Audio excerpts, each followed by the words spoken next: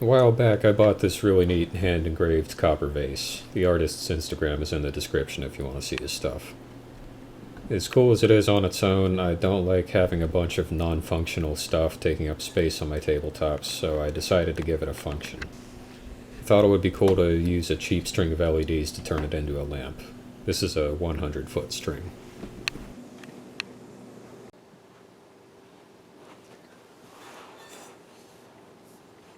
First thing was to pick the side I wanted to face out, then flip it over and drill a hole for the cord in the back.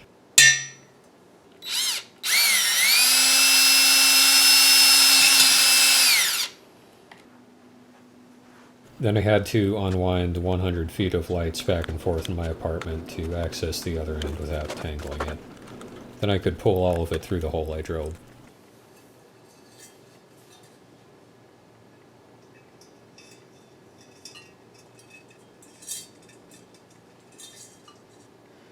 It's getting all coiled up in there rather than coming out. Luckily I've got my handy shower drain de-hairing wire.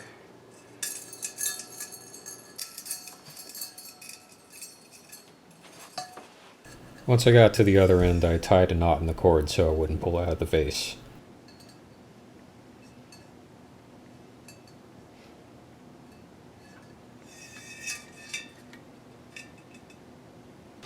This is 8-gauge copper wire for the branches of this lamp. I straightened it as best as I could, clamping one end to the kitchen counter and pulling on it with pliers as hard as my slippers on the carpet would allow.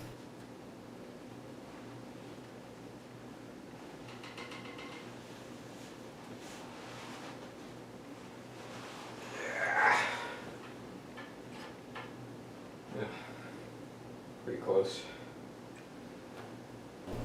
I did a bit of math and cut as many pieces as I thought I'd need, using gloves the whole time so I wouldn't discolor the copper that I didn't feel like lacquering.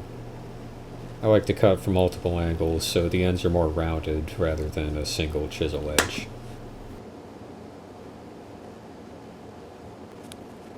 If you want to do something like this, you don't have to use copper, of course. There's all kinds of stuff to play with. A bigger vase could fit actual branches, or if you used something clear, you could coil up extra lights inside and fill it with glass beads or something.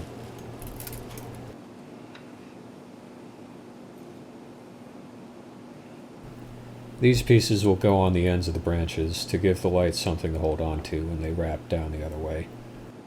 I started with a single coil in the middle like a safety pin, then positioned it at the end of a scrap of wire and twisted both ends around it.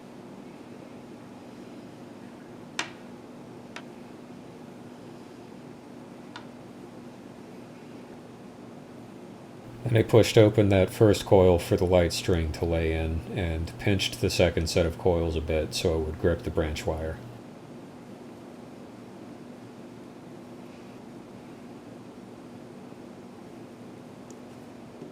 No gloves this time, since that would make it a pain in the ass, and besides, it's just a tip.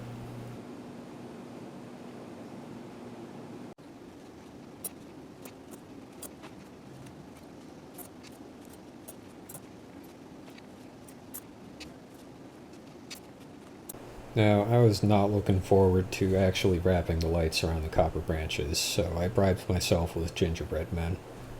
I don't have a rolling pin though, so I had to just mash the dough by hand. And I also don't have a gingerbread man cutter, so about the best I could manage was gingerbread faces. Kill me.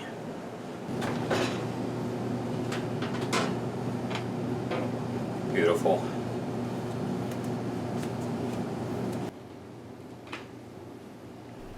I went up and down each branch twice with the lights, taping them at the bottom since they would be hidden later, and attempting to space the LEDs out so they didn't land on top of each other. It went slowly at first, so even after eating that plate of faces to gain their power, I couldn't finish them all at once.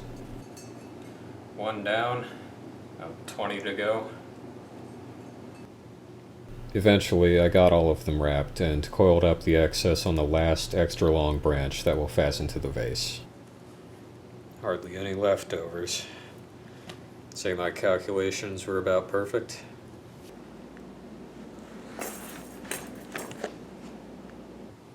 is not the most comfortable spot to be working in, but there's only so many places that the cord will reach. What am I gonna do? Clean off the table that I use to work from home every day? I don't think so.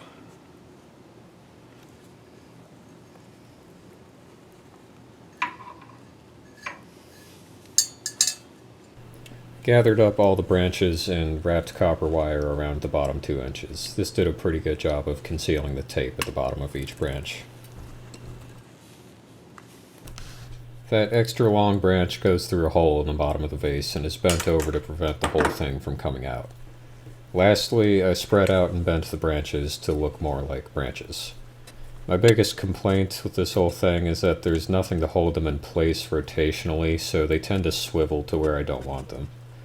If you do this, I'd recommend either wrapping the wire at the bottom tighter than I did, or making pairs of branches from one folded piece of wire so they don't spin around as easily.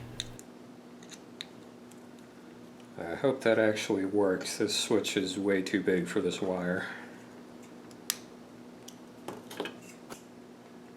Looks like we're good.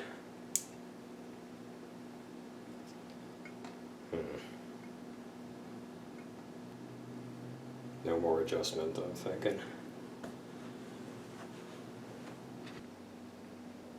If you're new here, this is probably the most arts and crafty thing I've done, but if you're into metal fabrication or ancient Roman reconstructions, feel free to browse my channel, and I hope to see you next time.